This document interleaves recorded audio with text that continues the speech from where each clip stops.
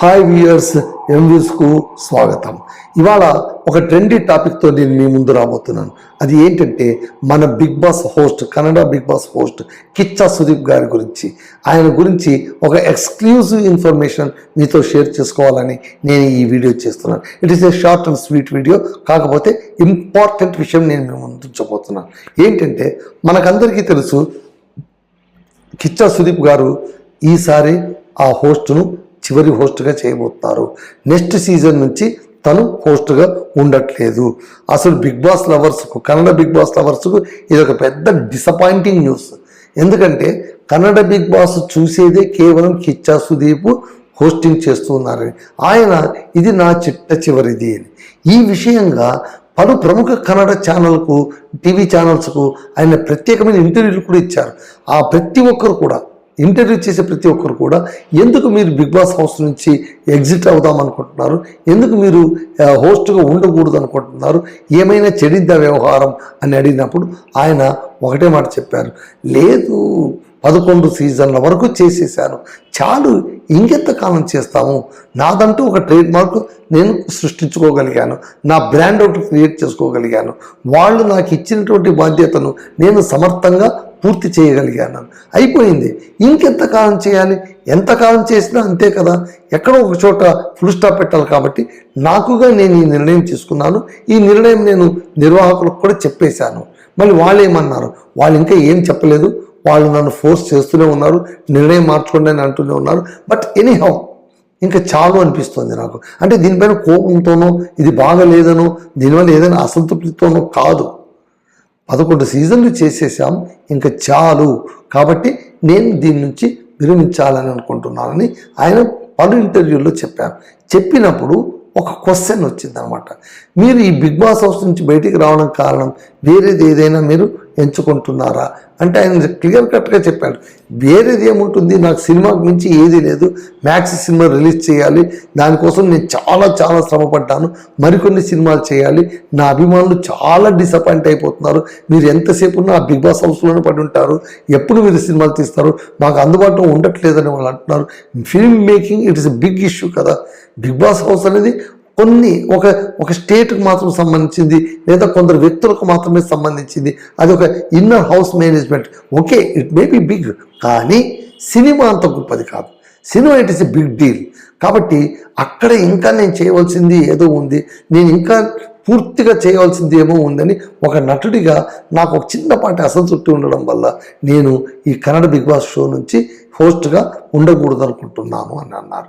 అలా అన్న సమయంలోన ఇంకొక ప్రశ్న తలెత్తింది, మీరు రాజకీయాల వైపు ఏమైనా వెళుతూ ఉన్నారా, సొంత పార్టీ ఏమైనా పెడుతూ ఉన్నారా అన్నప్పుడు, ఎవరు చెప్పారు మీకు, నేనేమో అనౌన్స్ చేయలేదు కదంటే, అలా కాదు, పక్క రాష్ట్రంలో తీసుకుంటే, అంటే మన తెలుగు రాష్ట్రంలో తీసుకుంటే Pawan Kalyan being an actor, ఆయన అద్భుతమైనటువంటి జనసేన పార్టీని పెట్టి ఈసారి మొన్నటి ఎలక్షన్లోన 100% స్ట్రైకింగ్ రేటుతోన 21 సీట్లలో గెలిచి డిప్యూటీ ముఖ్యమంత్రి అయిపోయి రాజకీయంలో సుస్థిరంగా నిలిచిపోయారు.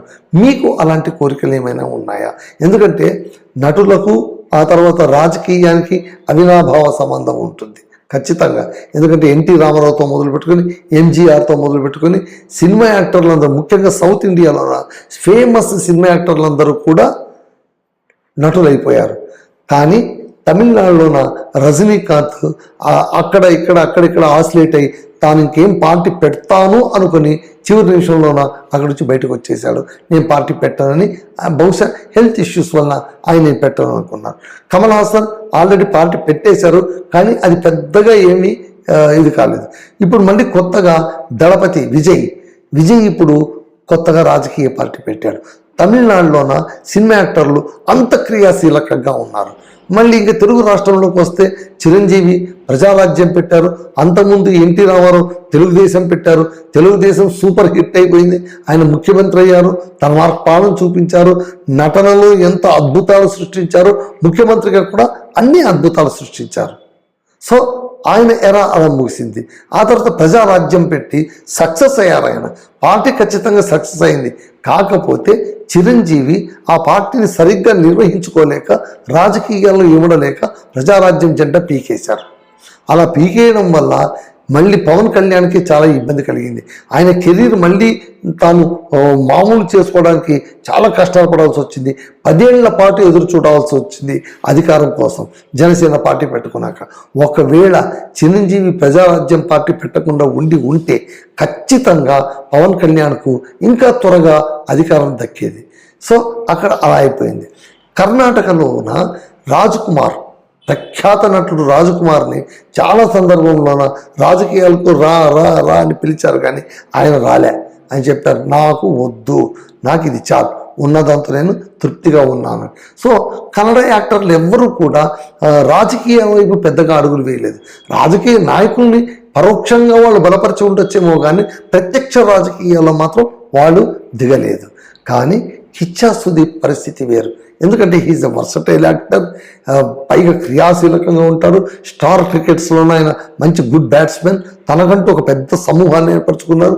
ప్రత్యేకించి కన్నడ బిగ్ బాస్ 11 సీజన్లకు హోస్ట్ కావడం వల్ల ప్రతి ఇంటికి చిరపరిచితులు అయిపోయారు. ప్రతి ఏటా 3 నెలల పాటు ప్రతి వారం కూడా కిచ్చా సుదీప్ వచ్చి ఏం పంచాయతీ పెడతాడా అని ఎదురు చూడని కన్నడిగుడు అంటూ ఎవరూ ఉండరు. అందరికీ ఇష్టడైపోయాడు అనమాట. సో అలాంటి కిచ్చా సుదీప్ ఇంతమంది దగ్గర తాను ఫేమ్ అయ్యాడు, మంచి పేరు సంపాదించుకున్నాడు. పక్క రాష్ట్రాల్లో కూడా తెలుగు సినిమాలు కూడా ఈగలో నటించాడు, బాహుబలిలో నటించాడు. సో ఒక ముద్ర, నటుడిగా ఒక బలమైన ముద్ర వేయడంతో పాటు సమర్థుడు అనేటువంటి ఫీల్ కూడా క్రియేట్ చేయగలిగారు. ఇరుపక్షాలు అంటే బీజేపీ కావచ్చు, కాంగ్రెస్ కావచ్చు, వీళ్ళందరూ కూడా కిచ్చా సుదీప్ దగ్గర చాలా సన్నిహితంగా ఉంటారు. ఇలాంటి సమయంలోన మేబీ మీరు ఒక పార్టీ పెడితే ఎలా ఉంటుంది అని కొందరు ప్రశ్నించినప్పుడు ఆయన అదే అన్నాడు, నాకు రాజకీయాలంటే పెద్దగా నాకేం వ్యతిరేకత లేదు, కానీ ఇప్పుడే కాదు, it may take some time, ఏమో చూద్దాం ముందేమవుతుందో చెప్పడం, మొదట నటుడిగా నన్ను నేను తృప్తిపడని ఆ తర్వాత చూద్దామంట అని దాటవేస్తూ చాలా విషయాలు పంచుకున్నారు ఆయన. ఆయన ఏమన్నారంటే, ఒకటైతే నిజం, ఆంధ్రప్రదేశ్లోన పవన్ కళ్యాణ్ బ్రహ్మాండంగా పార్టీ పెట్టాడు, చిరంజీవి పార్టీ పెట్టాడు, అంటే ఆ స్ట్రెంగ్త్ అలా ఉంది. కానీ నా అభిప్రాయం ప్రకారం కూడా ఏంటంటే స్టేట్లో రాష్ట్రాలలోన ఫోకస్డ్గా పాలన చేసేటువంటి ప్రాంతీయ పార్టీలే బలంగా ఉండాలి. జాతీయ పార్టీలు వస్తే అంత పెద్దగా డెప్త్ ఉండదు అనే నిర్మోహమాటంగా చెప్పారు. రాష్ట్రాలు బాగుపడాలంటే రీజనల్ పార్టీసే ఉండాలి. ఫర్ ఎగ్జాంపుల్, రీజనల్ పార్టీగా ఉన్న దాంట్లోన that is a one man show. స్థానికంగా ఉండే నాయకుడే ఆ పార్టీకి అధిపతి, కాబట్టి తనే ముఖ్యమంత్రి అవుతాడు. తన కింద అందరూ పనిచేస్తుంటారు. ఏ నిర్ణయాన్నైనా టక్కును తీసుకోగలడు, రాష్ట్రం కోసమే డెడికేటెడ్గా పనిచేయగలరు. కానీ అదే జాతీయ పార్టీలో ఉండేటువంటి వాళ్ళు రాష్ట్రంలో ఉన్న నాయకులు ముఖ్యమంత్రులు అయ్యారనుకోండి, ఓన్ డెసిషన్ తీసుకోవాలంటే కష్టం అవుతుంది. మళ్ళీ అధిష్టానం దిశగా తలెత్తి చూడాలి, వాళ్ళు ఇచ్చే నిర్ణయాలను తీసుకొని దాన్ని అమలు చేయాల్సి ఉంటుంది. ఈ 2-way ఫోల్డర్ సిస్టమ్ లోకల్ పార్టీకి, రీజనల్ పార్టీస్కి ఉండదు. కాబట్టి రీజనల్ పార్టీలు ఖచ్చితంగా ఉండాలి. ఆంధ్రప్రదేశ్లో అద్భుతంగా రీజనల్ పార్టీ ఉంది, అది వైబ్రెంట్గా ఉంది పొలిటికల్గా. అలాగే తమిళనాడులో కూడా వైబ్రెంట్గా ఉన్నారు. కాకపోతే మన కర్ణాటకలోన ఒక్క ప్రాంతీయ పార్టీ కూడా బలంగా లేకపోవడం అనేది ఖచ్చితంగా మైనస్సే. ఇది నాకు మైనస్ పాయింట్గా అనిపిస్తోంది అని ఆయన అన్నారు. That means he too accepts that there is a political space in కర్ణాటకలోన రీజనల్ పార్టీకి ఒక పొలిటికల్ స్పేస్ ఉందని ఆయనే అంగీకరించారు. నిజానికి ఏ రాజకీయ పార్టీ పెట్టాలన్నా కూడా పొలిటికల్ స్పేస్ ఉండాలి. ఆ పొలిటికల్ స్పేస్ ఉన్నప్పుడు మాత్రమే పార్టీ రాణిస్తుంది. ఆంధ్రప్రదేశ్లో కూడా చూడండి, తెలుగుదేశం ఆ తర్వాత వైఎస్ఆర్సీపీ హోరాహోరీగా పోరాడుతున్న సమయంలోన చిన్నపాటి పొలిటికల్ స్పేస్ తీసుకొని వచ్చింది ఏదంటే జనసేన. సో జనసేన కొద్ది వరకు సస్టైన్ కాగలిగింది. కానీ లాస్ట్ టైం ఎన్నికల్లోన ఒక్క సీటు కూడా రాలేదు. వచ్చిన ఒక సీటు కూడా మళ్ళీ జగన్ దగ్గరికి వెళ్ళిపోయారు. అంతకుముందు 2014 ఎలక్షన్స్లోన తెలుగుదేశానికి సపోర్ట్ చేశారు, కానీ పవన్ కళ్యాణ్ ఆయన స్వతంత్రంగా పోటీ చేయలేదు. అంటే 2014 నుంచి 24 దాకా, అంటే 10 ఏళ్ల పాటు ఆయన రాజకీయాల్లో నలుగుతూ వచ్చి ఇప్పుడు నిలబడి తాను ఒక స్థానానికి రాగలిగారు.